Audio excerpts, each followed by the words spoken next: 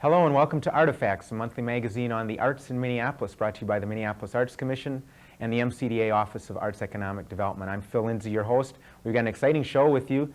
Today we're going to be looking at some issues surrounding the Loft, and later on we'll have a guest, James Cornbread Harris, to talk about his music and some of the things he's doing.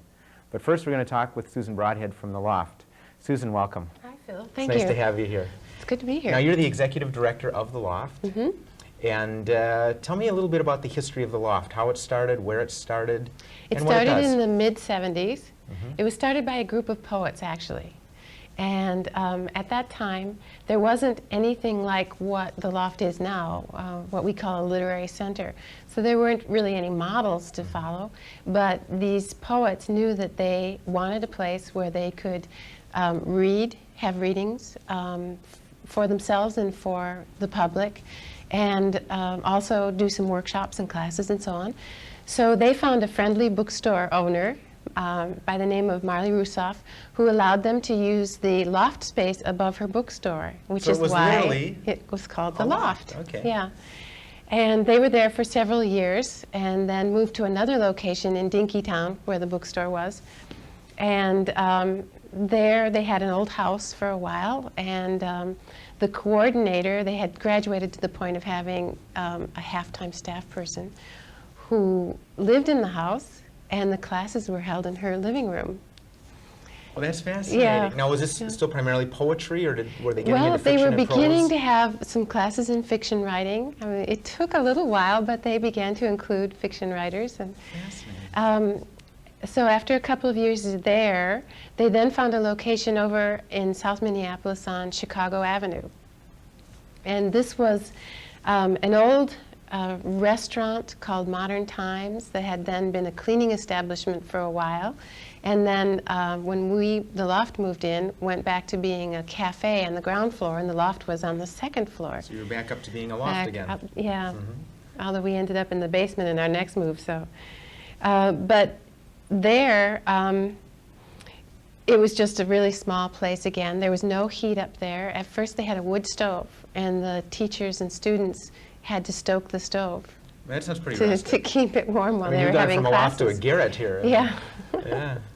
Okay, so that might have been part of the impetus to move to warmer digs? And Yeah. Well, no, we did get heat Oh, okay. after a while, and we were there for quite a few years, I think 4 or 5 years. And then we moved to Franklin Avenue and moved in with the Playwright Center, and were there for a number of years.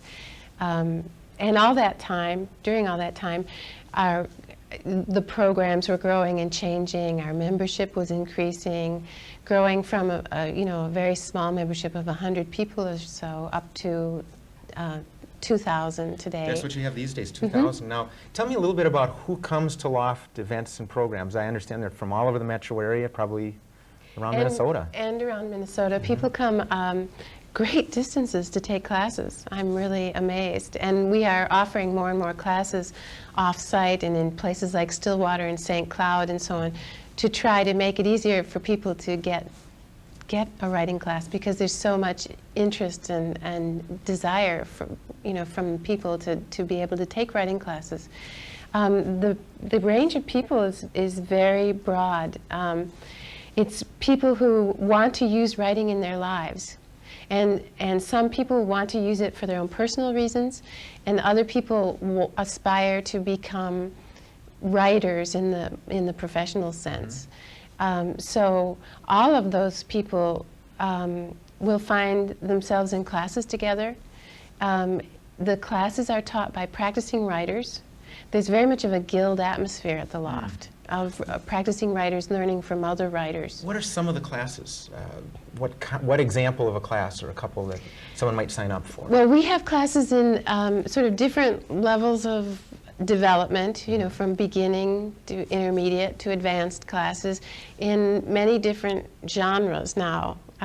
Always poetry still, but fiction, creative nonfiction, children's writing, mystery writing, travel writing. So we, offer Mysteries the as well as travel opportunity. writing. So you really, if it's written, you folks have probably touched on it to one degree or more. Yeah, although our focus is definitely on fiction and poetry and children's lit. Now, how are you organized? I mean, who comes together to make all this happen? It sounds like a huge program or a series of programs. Well, we've grown. Our organization has changed as the program grew. We still have a board of directors that's very involved in the Loft's activities, a working board, as they call it. I understand they're a very hardworking Yeah, board they're you've got. hardworking. Now, are they all writers or come from different There backgrounds? are a lot of writers on the board, but they are not exclusively writers, which corresponds with the Loft's goals, which are to serve writers and to serve audiences, to bring the work of contemporary living writers to audiences, and in that way to increase the number of people who know about and can use contemporary writing to help understand their lives. Can we get into that as an issue for a moment or two? I mean, you've been working professionally, and I think you're a writer as well, are you not? Yes. Yeah. What's your read, if you will, on the audiences out there today? Are they paying attention to what's being written? Are they solid supporters of the writing craft? How is it out there in America or in Minnesota for people that are paying attention to what's being written? Well, there are a lot of people who are, just love literature, love fiction and poetry and so on, and who love writing and want to be able to write. It's strange because in our society we talk about being the TV age, and that everyone is that reading and writing is not as important, or maybe people will not write books anymore. That seems to be an image that people are paying kind more of attention to the it's strange because electronic media. Yeah, that is our assumption, and yet the opposite is happening. But there are more books published now than ever before in history in the U.S. I mean, just the sheer volume of writing that's happening and books that's being published. The number of people reading has increased, but it's a smaller proportion of the total population. Okay. But the number of people is increasing. And is it my impression, am I correct, that part of the reason you needed to move from your Franklin Avenue site was because your classes were expanding so much, you just needed more space? Yes, the number of people coming to readings, the number of people enrolling in classes keeps increasing and increasing. Where are you now? I want to know, you've moved recently in the Yeah. last year. Where is the Loft? Where can people find you, and what's going on there? Well, we've just moved into the Pratt Community Center in Prospect Park, which is a little neighborhood east of the university, right on the border between Minneapolis and St. Paul, right off the 280 University Avenue exit on 94. And the building was a grade school. It's the oldest school building still standing in Minneapolis. Oh, a little bit of history It was there. built in the late 1800s. And the Loft is right off University Avenue, just a block in from University, but really in this neighborhood, right by the old tower that Oh, you sure. can Well, that's see a from landmark. so People many would know where to spots. find it. Yeah. Sure. Well, before we go, I know we're going to have a piece here by Alexs Pate, who's been involved with the Loft. Is he a member of the board, or He has is been? at present, yeah. He's been okay. on the board for a couple of years now. We're going to hear a couple of his poems. But before we do, what are some of the other things that the Loft does? I know you bring in mentors and people from, I think, a national and maybe even an international perspective. Yes, that program was developed 12 years ago now, and it's been a model for other organizations here in the metro area and around the country. The way it works is that we bring in major American writers over the course of a year. And when they come in, they work with area writers who have been selected in advance. And this group of area writers stays together and works with the different mentors as they come in over the year. So they get different perspectives on their work from these mentors, and they get help with their work, criticism of their manuscripts, a special workshop designed for them by the mentor. And then there's a public reading, and the mentors also do programs for the public. For the general public. Yeah, so it's the wonderful thing about it is that it takes advantage of bringing these major artists in to get them to work with area artists and not just to do a public reading and leave. Great. Now, do local, by that I mean Minnesota or Twin Cities writers, do they get a chance to head out into the world? I know some of them are getting published and known as any other author, no matter where they're from, but what's happening in the other direction? Well, first I want to say there have always been writers who came from the metro area, from Minnesota, like F. Scott Fitzgerald and so on. But what happened in the past is they left. As they became accomplished writers or aspire, beginning to emerge as writers, they would leave and go to New York, where the publishing world was, where the agents were, and so on.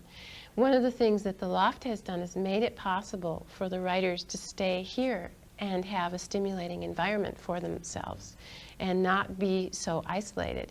And so the writers now, the Trish Hamples and the Carol Blyes and the Deborah Keenans and so on, are staying.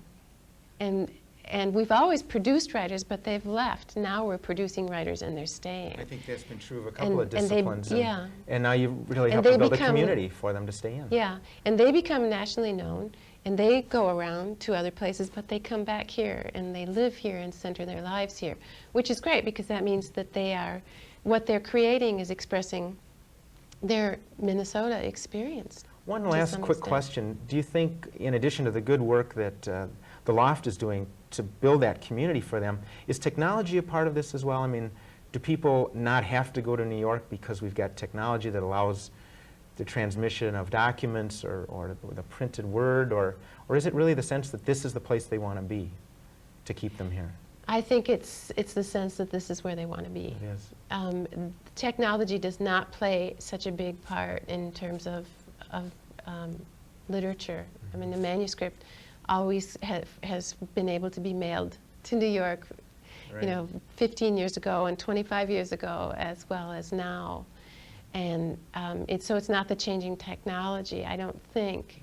Maybe, easier long-distance calling has become affordable, and you can talk to your agent on the phone. Maybe that would have been more difficult 25 years ago. I don't know. But it sounds like the Loft is what's really giving people a sense of the writers' community here in the Twin Cities. I hope so. I mean, that's been part of our aim, to make it interesting and challenging enough here that they can live here and not feel isolated and feel as though their work isn't being reinforced and supported. Susan, thanks a lot for being with us on Artifacts. Oh, thank you It's been for inviting illuminating. me. Great. We'll be back in a moment. This poem is called My Baby. My baby rolled out the red carpet, took me on a walk down the lane, made my head swim with sparkles as palpitations swelled my brain. She swirled herself around me, made small distinctions unclear, until I felt her breast clutch in mid-breath and halt with fear.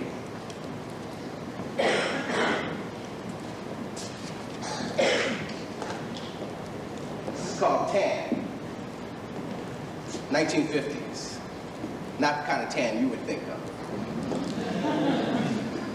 Tan used to be the magazine that colored folks would read to find out how people who loved each other dearly could cut their throats as they slept at night in passion. Tan was the proper color, was pretty. Somebody would say, there's one fine tan nigger. Yes. Tan was a popular color for shoes, which came in 2 shades of tan. And when worn with a brown suit and processed hair, a black man would be real brown.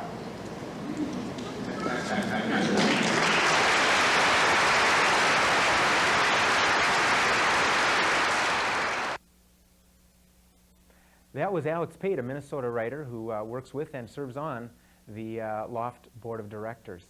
Now, the second part of our show is going to feature the music of Cornbread Harris.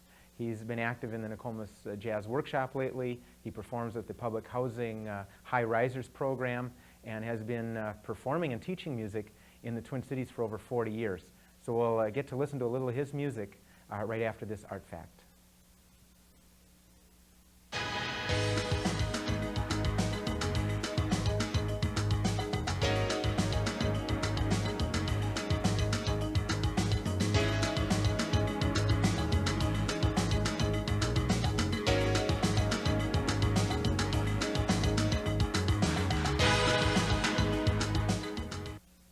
Oh, is that right? So lay your stuff on him, Brett. If you ever plan to motor west, travel my way, take the highway, that's the best. Get your kicks on Route 66. Well, it winds from Chicago to L.A. More than 2,000 miles all the way. Get your kicks on Route 66. Well, it winds from Chicago to L.A. More than 2,000 miles all the way. I told you that before. Get your...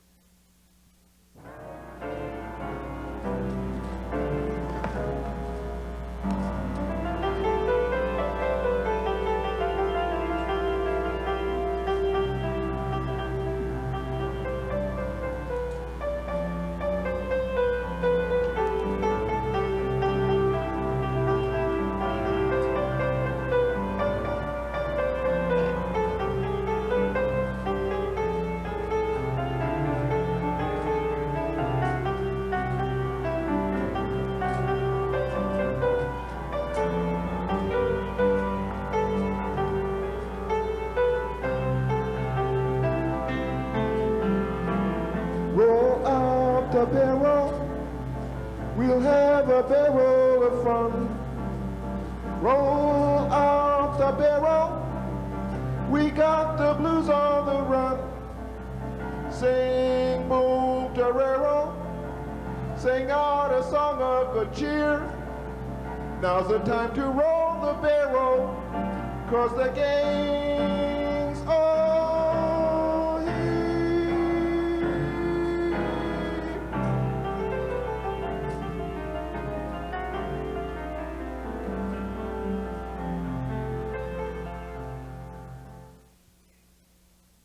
Well, that was Cornbread Harris. If you'd like to catch him live, you can see him weekends at Nicky's Cafe in the Warehouse District in downtown Minneapolis, I believe Thursday through Sunday. And he tells me he also appears occasionally at the Bohemian Bar in the Loring Park area.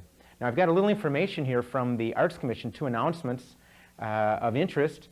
The Minneapolis Arts Commission has announced the 4 finalists in the long-awaited Hiawatha Avenue mural project. Those artists are Lucinda Naylor, Joanne Reski-Kirkman, Sarah Rotholtz-Wiener, and Mark Zapchenk. Another announcement from the Arts Commission is that the Neighborhood Gateways project will be underway later this spring. If your neighborhood might be interested in sponsoring a gateway, you can call the Arts Commission for information on that, and their number is 673-3006. They'll be holding some informational meetings about the Gateway project. Those will be scheduled March 12th and March 25th, both to be held at 7 p.m. in room 132. That's 132 City Hall. So thanks for watching Artifacts. Make sure you tune in next month for another interesting show. I'm Phill Lindsay. Stay tuned.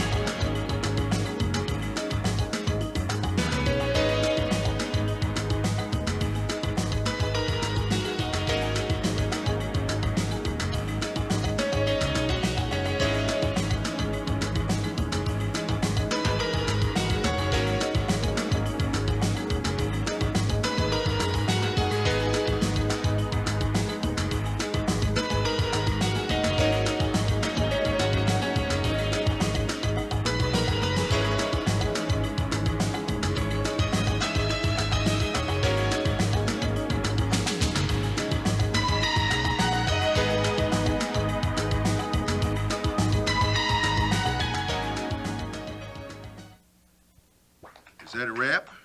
It isn't a rap? Saran wrap.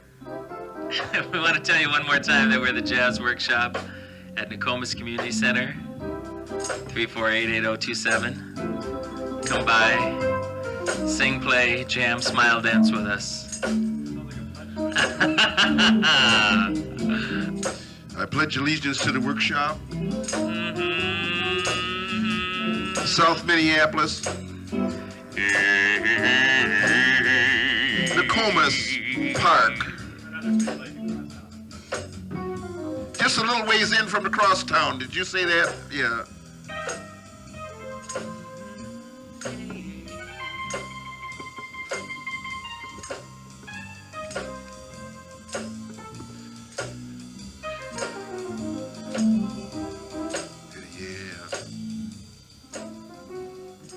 Sing some fade out blues, cornbread.